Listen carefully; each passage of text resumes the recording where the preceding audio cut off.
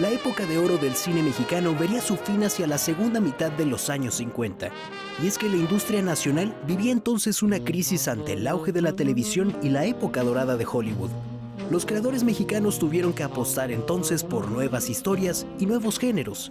Es aquí donde hacen las primeras películas de luchadores mexicanos. El año 1952 pues es un momento fundamental porque ahí se filman 3 películas muy importantes que podríamos decir que son las primeras 3 del cine de luchadores. La primera de ellas pues es la de El luchador fenómeno, que llama mucho la atención porque pues se toma desde un punto de vista humorístico, ¿no? Ahí no hay ningún enfoque, digamos, al deporte como tal. También para este año 52 aparece la primera película ya de un personaje de lucha libre que sería el Huracán Ramírez, un personaje 100% hecho pues para el cine, creación de Joselito Rodríguez y de su hijo Juan Rodríguez Más. La tercia se completaría con La Bestia Magnífica de Chano Urueta, y 2 años más tarde a las salas de cine llegaría el legendario Enmascarado de Plata, a manos de René Cardona. Hay que pensar que la llegada de la televisión, pero sobre todo del cómic, que ya empezaban a haber algunos de estos que estaban dedicados sobre todo al santo, empezó a tener mucho furor lo que era la lucha libre, porque no solamente fue la lucha libre, también se hablaron, por ejemplo, de temas, por ejemplo, del box, o por ejemplo del fútbol, ¿no? Por ejemplo, que se empezaron a enfocar en estos ámbitos, el automovilismo, pero pues era esta búsqueda, pero sin duda yo creo que la lucha libre fue uno de los temas que más gustó al público. Basta con echar un ojo a las 52 películas que protagonizó El Santo, las 25 de Blue Demon o las 17 de Mil Máscaras, sin mencionar otra buena cantidad de películas donde se encuentran personajes como La Sombra o Neutrón, el enmascarado negro, por mencionar algunos. La abundancia y el éxito de este episodio de nuestro cine no solo se debe a la figura del luchador mexicano. Entre 1963 y 1969, el mismo René Cardona dirige por encargo de Cinematográfica Calderón 6 largometrajes con mujeres luchadoras heroínas como protagonistas. La historia detrás de estas producciones vive en las memorias de la familia de Viviana García Besné, quien es nieta de la hermana de Pedro, José Luis y Guillermo Calderón.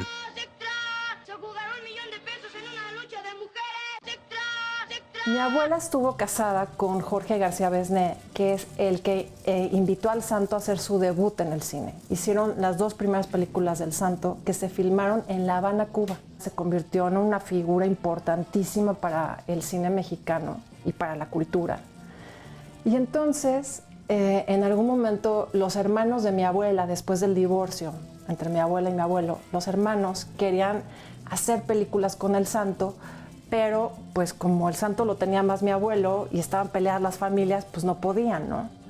Entonces a mi abuela se le ocurrió, bueno, Calderón siempre ha explotado a la mujer, siempre ha explotado la belleza femenil, ¿no? Desde La Sandunga con Lupe Vélez y los primeros desnudos en el cine con Ana Luisa Pelufo. Entonces, pues mi abuela dijo, bueno, pues ¿por qué no hacen películas de luchadoras?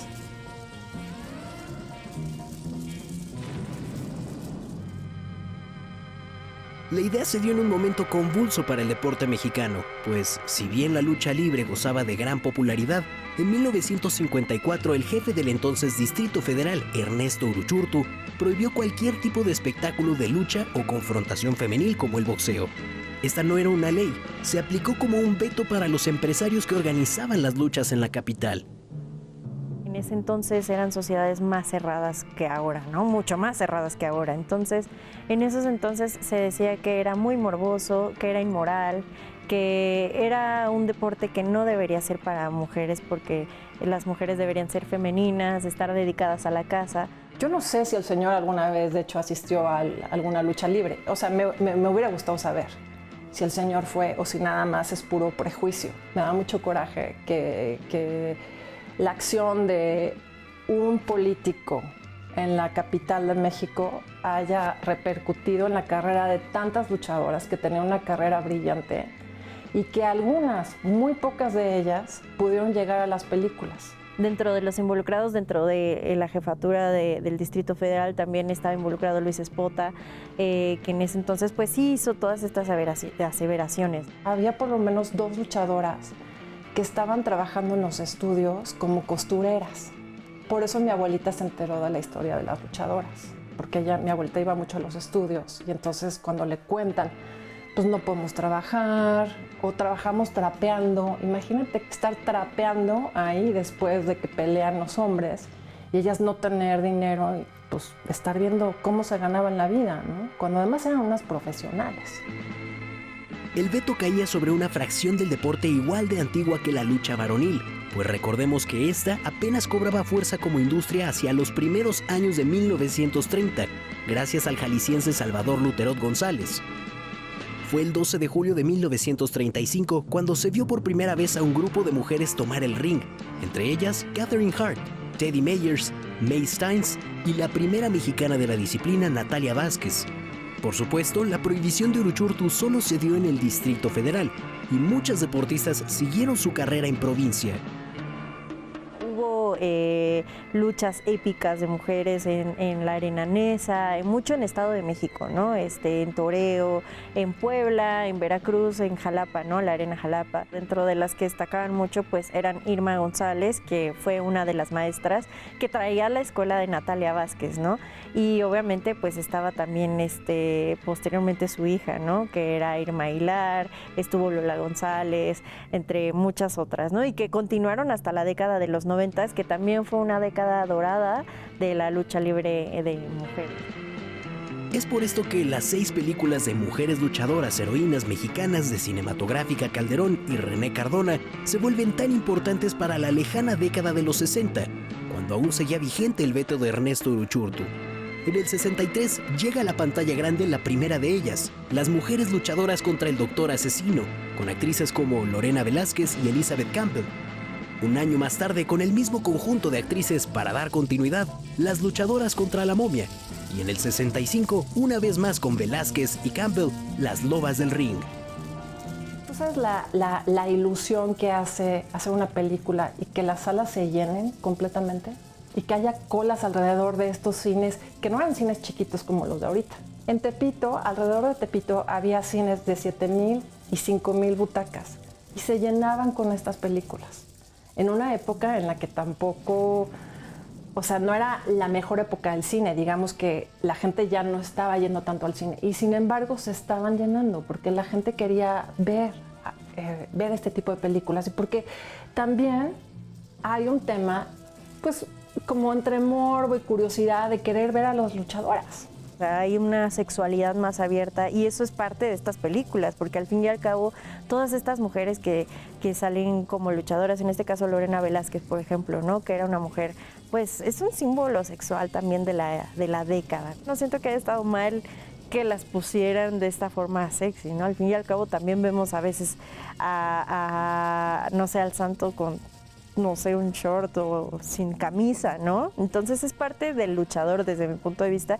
Y en la vida real, las luchadoras, pues sí tenían vestuarios sexy. En el 67, un mundo aún más oscuro, repleto de magia y ciencias ocultas, tomó la pantalla grande con Las Mujeres Panteras, una secta con sed de venganza por la muerte de su creador, el brujo leproso Elohim, quien murió a manos de Héctor Pietrasanta. Los descendientes de este último deberán pagar las consecuencias. 2 luchadoras y el ángel trabajarán en coordinación con el servicio secreto para evitarlo. No hacía mucho tiempo, o sea, poquito antes de Las Mujeres Pantera, hubo una película que fue muy famosa que se llamó Cat People. Y esa fue una de las referencias, o sea, mi tío siempre estaba pendiente a ver qué películas están pegando en otros países, qué historias están frescas, ¿no? Y con eso, pues lo juntaba un poco como con su imaginario y el imaginario del público al que él le quería dar gusto. Muchas de sus películas salieron de artículos que leyó. La momia azteca viene de un artículo que leyó en National Geographic. Las de Drácula vienen porque él fue a Transilvania y le encantó estar en el castillo. Entonces estas son más que nada las referencias de un productor muy curioso. Se sentaba él con 2 o 3 escritores que tenía en su oficina y él empezaba a hablar y a soltar ideas y los escritores iban escribiendo sobre la marcha. En estas reuniones se imaginó también a una heroína con doble identidad que porta un traje al estilo de la primera Batichica interpretada por Yvonne Craig en la tercera y última temporada de la serie de televisión Batman con Adam West.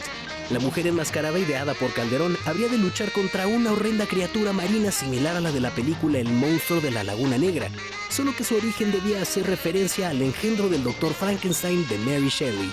El resultado fue La mujer murciélago, película de 1968 protagonizada por la primera actriz de origen italiano, Maura Monti.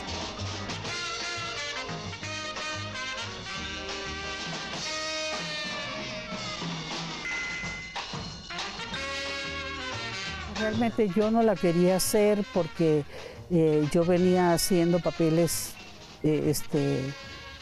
no era mi intención hacerla. Yo venía de hacer en Los Ángeles con Boris Karloff dos películas muy importantes que fueron las últimas películas de Boris Karloff. Y cuando me hablaron para La Batichica, pues bueno, pues finalmente me animé porque pues para mí era un divertimento, ¿no? En el puerto de Acapulco, el doctor Eric Williams asesina a diferentes luchadoras y luchadores para extraer los líquidos de su glándula pineal. Solo así podrá cumplir su máximo experimento: dar vida a Piscis, el hombre pez. La única capaz de ponerle fin a este caso es la agente internacional y luchadora profesional, la mujer murciélago. Hay que recordar que el cine de los 60 no contaba con efectos visuales generados por computadora como hoy. Todo se hizo en locaciones reales y sets. Podrán ser películas que dicen, ay, sí, de bajo presupuesto, entre comillas. O sea, ve, por ejemplo, tanto Las Mujeres Pantera como La Mujer Murciélago, pues están filmadas en locación, se salen a hacer persecuciones en coches por el periférico, por toda la ciudad, igual en Acapulco, explota un barco. O sea, ¿me entiendes? Tampoco es así que digas, hay nada más bajo presupuesto. En esa época los productores eran, pongo mi dinero, empeño mi casa, pongo mi coche, o sea, pongo a toda mi familia a trabajar en la película, esperando, o sea, necesitando que recupere el dinero en taquilla y que gane dinero para que entonces tenga dinero para seguir manteniendo a mi familia y para hacer la siguiente película. Estaban hechas como con mucho amor y con mucha pasión. Y en estas películas la gente trabajaba horas de más porque les interesaba, porque querían hacerlo, porque eran como amigos que se juntaban para hacer algo que les apasionaba. Tenía yo todos los dobles y yo quise hacer siempre. Yo me metí a bucear y estuve a punto de morir porque se cayó el paracaídas donde yo iba, se le acabó la gasolina al lanchero y yo me fui, casi choco con una roca gigante que está enfrente del Hotel Presidente, y si no es por el lanchero que jaló mi paracaídas, me hubiera estrellado contra la roca. En 1969, Las luchadoras contra el robot asesino daría fin a esta saga de películas conectadas entre sí por la figura de la mujer heroína. Viviana García Besné, a través de Archivo Permanencia Voluntaria, fue la encargada de restaurar tanto Las Mujeres Panteras como La Mujer Murciélago, dos de esas 6 películas que marcan un episodio fundamental en la historia de nuestro cine y del que aún se habla, no en México, en el extranjero. Las piden por todo el mundo, las piden en Asia, las piden en Europa. Ahorita últimamente estamos teniendo, sí, que nos las piden en Australia, ¿no? Entonces a mí me parece, pues, increíble, ¿no? Hasta dónde pueden llegar estas películas. Yo recuerdo hace un par de años que me invitaron a hacer la premier de Las Mujeres Pantera en Locarno. Yo decía, ¿qué hago con Las Mujeres Pantera? O sea, ¿cómo se la presento a este público europeo? Justo decirle a la gente, aquí en estas películas uno no se queda callado, ¿eh? En estas películas uno interactúa y yo voy a estar esperando que ustedes chiflen y griten y aplaudan y todo.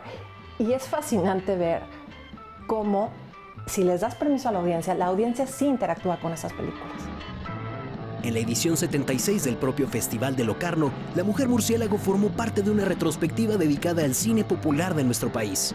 El éxito de las luchadoras del cine mexicano, es sabido, no incidió en la realidad del deporte, pues el veto para la lucha femenil en la capital se levantó gracias a la Comisión de Box y Lucha Libre Profesional de la Ciudad de México hasta el año 1986.